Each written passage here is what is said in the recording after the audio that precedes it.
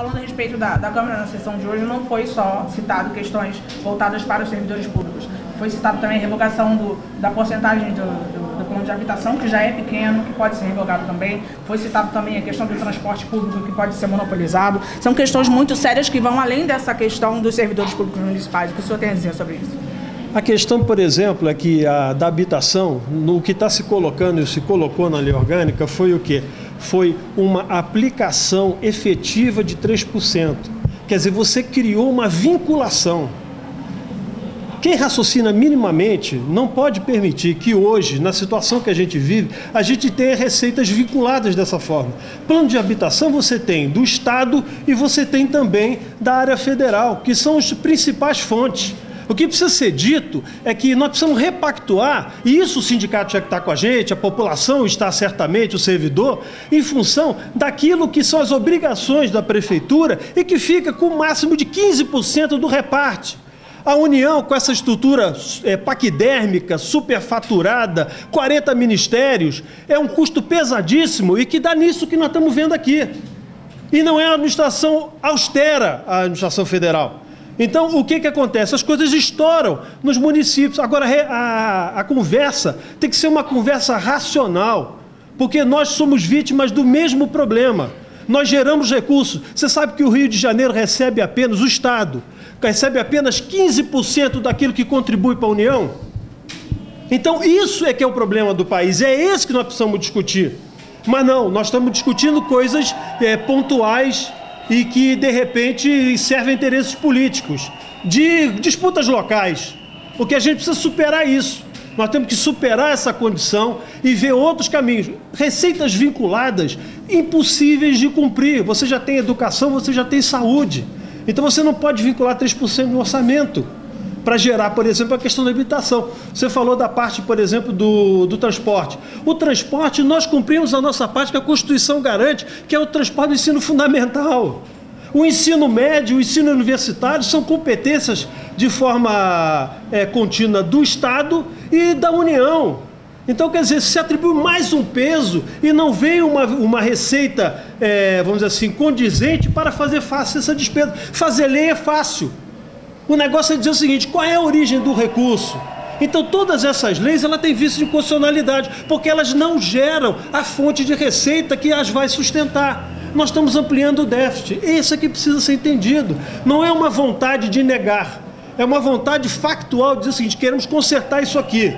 Porque há 10 anos, destrói essa cidade.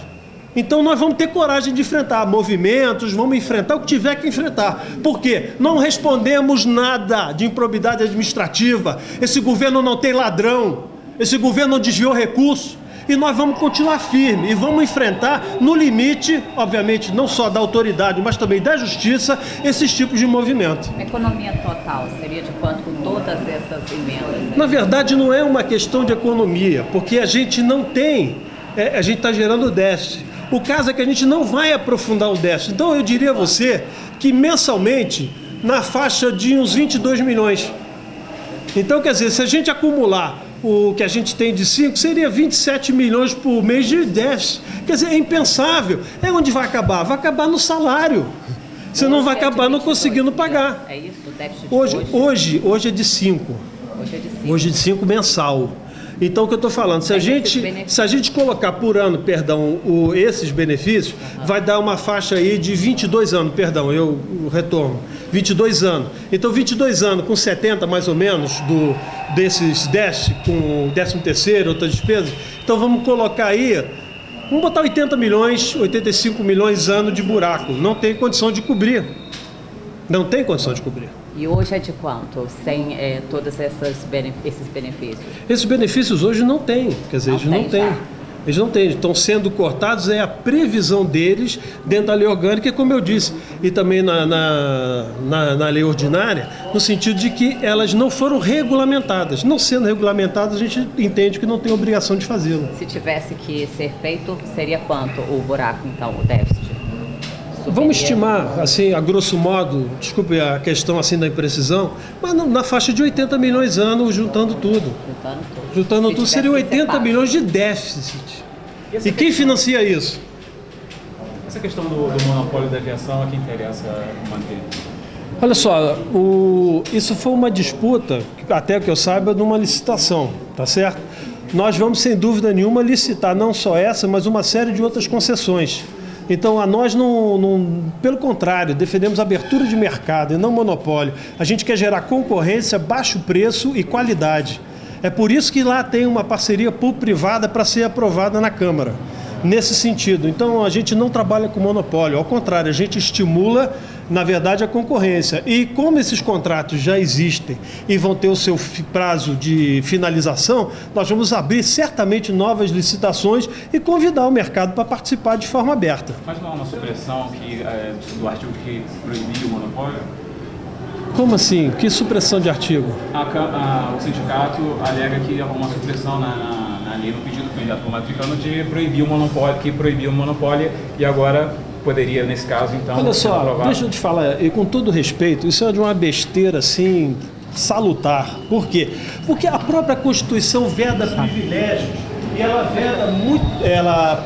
Ela estimula a concorrência. Você tem, por exemplo, a questão do Conselho de Defesa, né, de consumidor, das empresas, inclusive, você tem o CAD que administra bem isso. Então, quer dizer, nenhuma medida que concentre mercado, que faça com que empresas exerçam função ou de monopólio ou de oligopólio, ou até mesmo que elas façam os seus benefícios cruzados, seria admitido. Então, não existe absolutamente essa possibilidade. E outra coisa, não tem na lei orgânica uma coisa dessa. Então, só para a gente entender, o artigo 137 diz que fica proibido o monopólio no serviço de transporte coletivo no município. Se for revogado, então não será mais proibido o monopólio. Mas nós não estamos revogando o artigo 137, nós estamos revogando o inciso. O que fala do transporte efetivo relativo a universitário e do ensino médio.